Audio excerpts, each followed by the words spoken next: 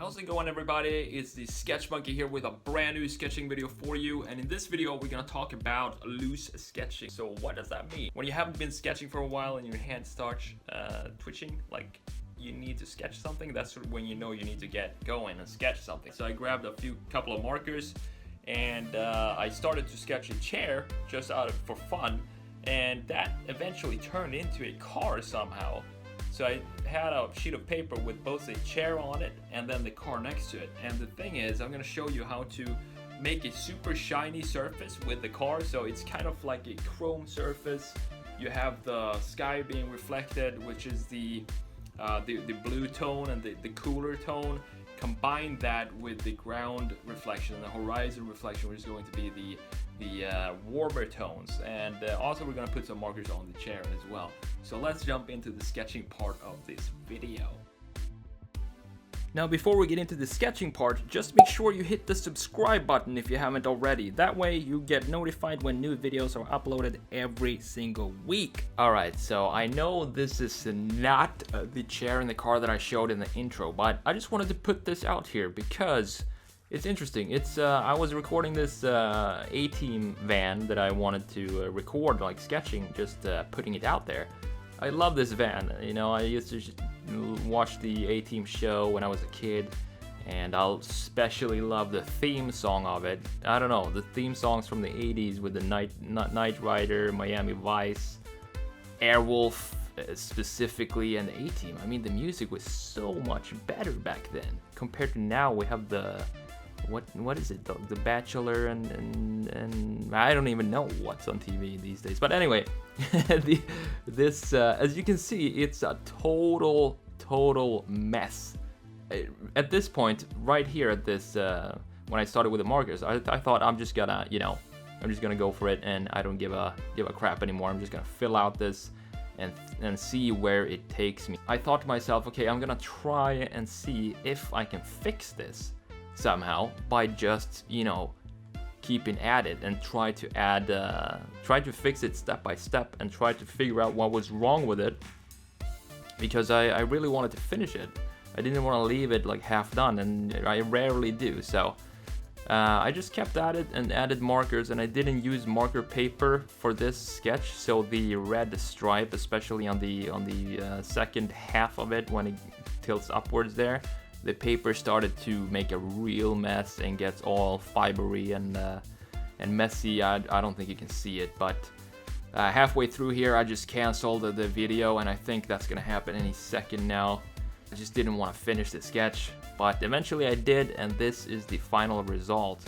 And I'm pretty happy with it. One of my best sketches ever, but still, I kept at it, and the lesson here is, even though the sketch might look like crap, just keep at it and try to figure out what is wrong with it, and then you try to fix it step by step, because that's how you learn. You just look at the sketch and see what looks wrong, what looks bad, and then you just try to fix it.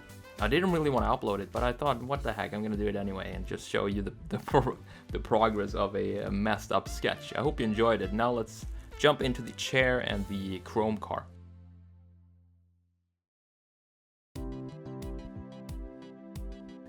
So if you know me, you know that I don't like to waste paper at all. So I use the same marker paper as I used in the previous video from a couple of days ago, just to fill out the bottom of the sheet as well. So I just fill out the whole paper and not throw away and waste any of this stuff.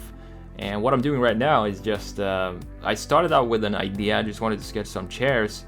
I didn't really have a specific idea of what I wanted to sketch, so I just put down some lines, and as you can see, I started with a weird ellipse that doesn't really have to do with any of the shape of the chair. I don't know, I just like to start with ellipses sometimes, and the perspective of this chair is not gonna be it's definitely not gonna be 100%, but same thing there. If you've watched my videos before, you can spend 10-15 minutes setting up a grid system with all the perspective lines and the vanishing points and all of that, and that's great. I mean, there are videos on how to do that. and that's probably a good idea to do when you're just starting out. But for this video, I just wanted to, you know, I didn't want to bother too much with the perspective. I kind of never do, if I'm honest. I just don't really care about a perfect perspective. I just want to get the ideas down, and that's what I thought of here. So just trying to get some idea down on the paper. It looks super weird at the moment. The what's it called? The seat itself is too long for the backrest, and the armrests are probably too shallow, or too what is it called? Too yeah, shallow, I guess. They should be higher up. But you know, all of that is the same philosophy there. Just adjust as you go, and don't worry too much about the initial lines that you're putting down, because I mean, everybody's gonna make mistakes, and that's just part of the fun. That's part of the fun with sketching, is just to make mistakes, and then you just adjust as you go along. So here I'm starting with the side view of the car, and you know, this is what I love doing. So just putting down a side view, and to render it on marker paper. I think the last time I did that was probably, yeah, it was way over a year ago, because I never use marker paper, which I mentioned in the last video. And the reason for that is I just like the friction of the cheap print paper. I know it doesn't blend as well with markers when you use print paper, but it just feels better, especially when you're sketching with a big pen, or any pen for that matter. It just feels like the print paper just absorbs the big better, and you get this nice sounds when you're sketching on print paper, compared to marker paper, which feels like you're sketching on ice or something. You don't really get the sketchy feel. It's like sketching on a tablet is the closest I can think of in comparison to the feeling of sketching on print paper. So I'm just adding some basic reflections here. The standard horizon lines, these are to guide myself where I'm going to add markers later. So I have the guidelines to stay within with the different markers. I'm going to show you the warm tone color, which is going to be a brownish yellow, kind of to symbolize the dirt. So let's say this car is sitting in the desert, so you have you know, the classic chrome exercise when you're sketching a chrome cylinder. I don't know if you've done that if you're in design school or something like that. Usually you sketch a chrome cylinder, and the colors that you use are supposed to be reflective of the sky and the horizon. And usually the horizon in those exercises are these kind of colors, so brown, yellowish. And right here I just went back to the chair. I noticed that the proportions are way off, so I'm just trying to, as always, try to make it look like I know what I'm doing here, and just add some things to try to make this chair look more like a chair, and more like it's not supposed to be a chair for a hobbit or something like that. Actually, an actual human being can sit in it comfortably. Yeah, why not throw in some line shading in there? Why not? And you know, I can't stop myself from adding line weight either, even though it's probably not the best idea if you're gonna go over with markers right after this. You want to keep I mean, if you like to sketch with pencils, that's probably the best idea before adding markers, because you don't want the marker, you don't want the big pen to bleed too much. So using a pencil is probably the best idea. I just don't like using pencils for some reason. I'm just in love with my big pen. In case you didn't know, I use it pretty much. And it's time to buy another set of, what are these? Let's see. These are 10 ball pens medium. So big round stick big round stick mediums. It actually says it writes 90% longer than, it doesn't say than what, but it just says it writes 90% longer on the package. So that's a fantastic sales feature. So still adding some line weight and some shadows to the wheels. I always go back and try to fix the wheels after I put down the initial circle, because it's usually never a perfect circle the first time. I want to go back and just fill in the roundness of the wheels, if you want to call it that.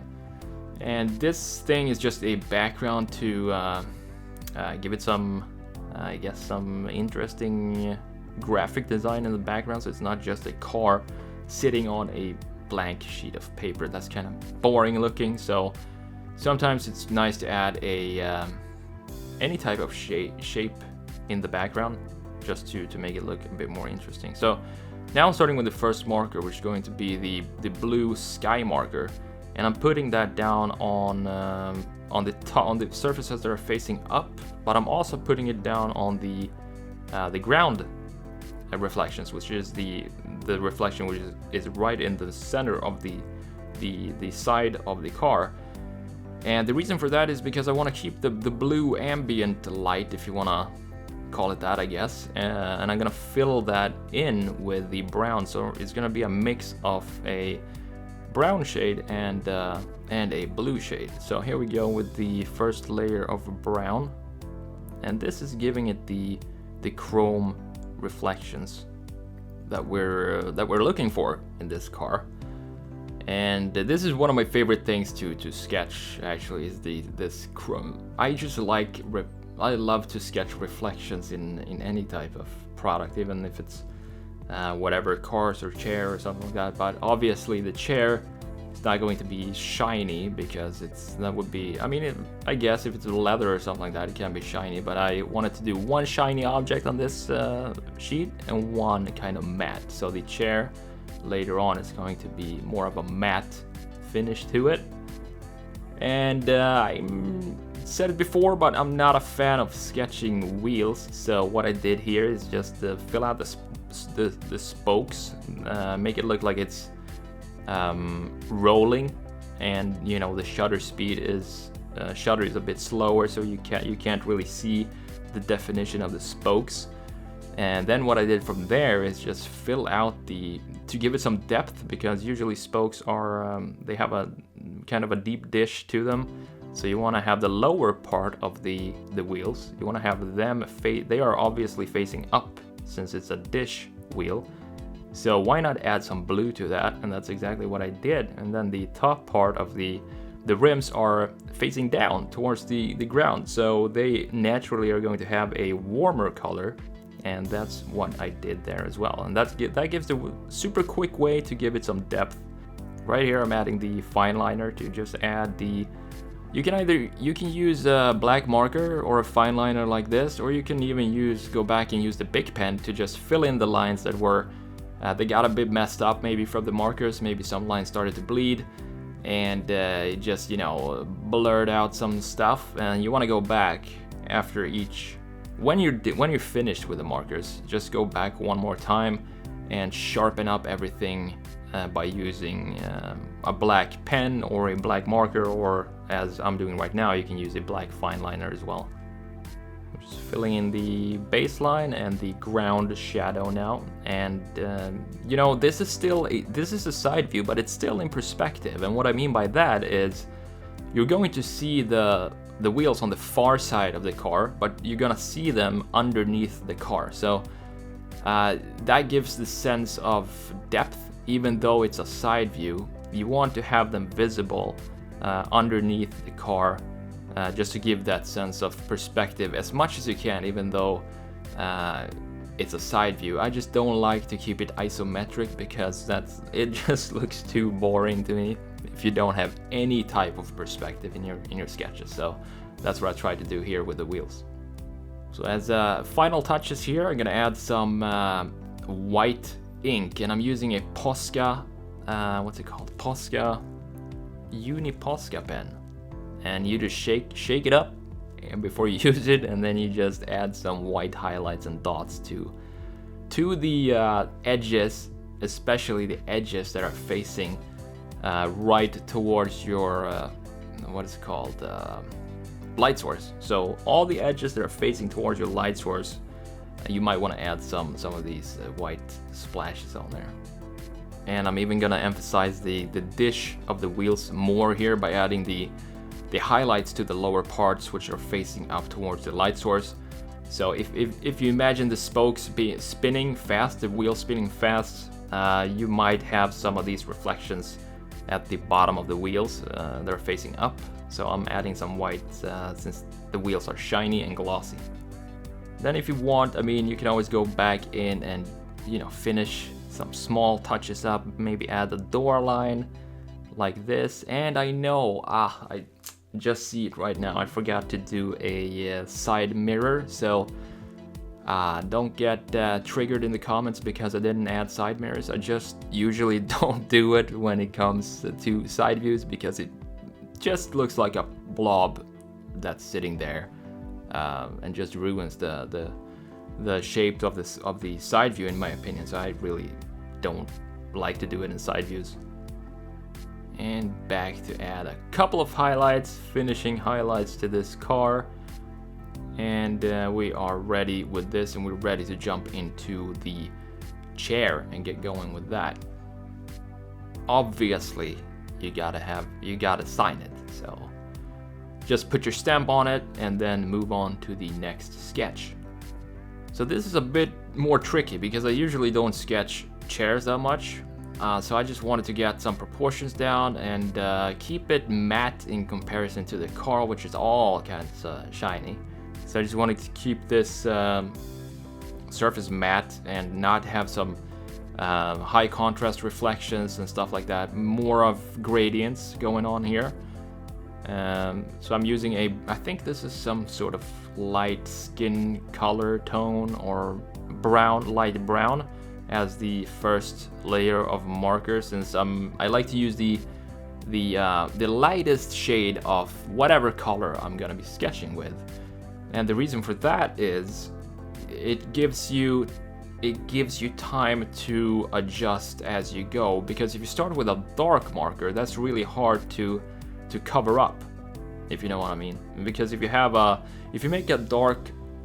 start with a dark marker and you make a mistake, I mean, it's gonna be really hard for you to try and cover that up with lighter markers, or you know. But if you start with a light marker and you make a mistake, it's not a big deal, because you can always adjust those lines or whatever you did wrong and make it look like you know what you're doing, even though you made some mistakes. So I'm just putting down some base shadows and shadings to just describe the shape of this. I'm still a bit confused here. Don't really know what I want the shape to be. And the what's it called? The armrests are still messed up, so I'm figuring out that as I put this marker down here.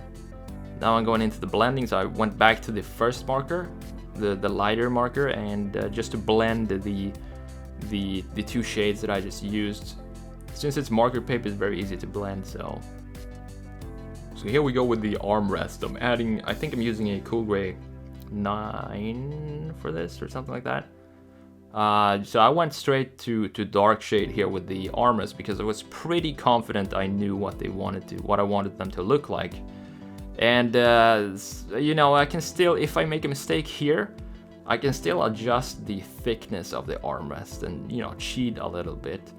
So if I went over, if something looks messed up or I need to raise the armrest or something like that, I can always add thickness to them. And I also want to add an outline like this to make the backrest of the chair, because they go into the other sketches at the top there. I wanted to make them stand out on the paper a bit more, so I'm going to add a black outline here, which I'm doing. This is probably cool gray 9, by the way. So I'm adding this to the sketch just to make it pop a bit more. And I kind of like that shape up there, the weird curve. It's something that just happened, I guess. It wasn't really planned or anything like that. It just went with the flow. And as you can see, I mean, the armrests and the everything is not perfect in perspective at all, but you know, I had a lot of fun sketching this. And perfect is not the goal with sketching. I don't think it should be. I think sketching should just be, you know, if you want to make things perfect, I think you're gonna think too much, overthink and overcomplicate things. And that in itself, by doing that, you're gonna stop your, or it's gonna take longer for you to learn to get better at sketching, because you want to have everything perfect. I mean, I used to be like that. I used to want to do everything perfect, but my first marker sketches for the first, I don't know, 2 or 3 years maybe, really messed up. I mean, they were not good looking at all. I mean, I didn't know basic shading, I didn't know basic light source, you know, how to where the darker shades go or anything like that. But as soon as I switched my mindset to just you know, say screw it and just put down some markers and have fun with it, that's when I really started to learn to, you know, improve my skills. So I used a darker, I think I went to the darkest shade here, and I'm going back now to the lighter shade to just mix everything in, since I don't want it to be too shiny.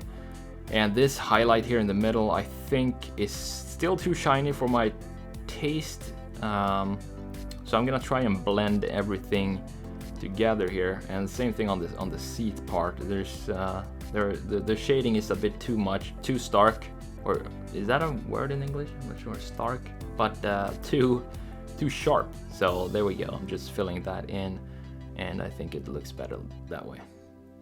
So as a final touch, I'm doing the same thing here. I'm using the highlighter or the fine liner to add some line weight and some definition to things that got messed up with the markers. So I really like this kind of videos. I like to do more of these where I just sketch and you know, talk about the sketch as I go along. If you like this kind of videos, let me know by leave a comment and hit the like button and subscribe if you haven't already. I'm gonna make more of these videos. As I said before, 2018, I really want to focus on YouTube and growing my channel, and the best way to do that is to help you guys with what you want to see. So leave a comment about what you would like to see in coming videos, and I'll try to make a video on each and every one of those topics if I can, of course. So here I'm just trying to figure out the weird shape at the top there, and I still think the armrests are too low. They most likely are. I mean, they're super low. Your head is probably gonna be where the seat falls back in that little bump there, so it's not gonna have the neck support that it's supposed to have. But at the same time, you know, it's a fun sketch, and proportions might be off, but I think I learned some stuff. I learned some things about shading, matte versus glossy surfaces.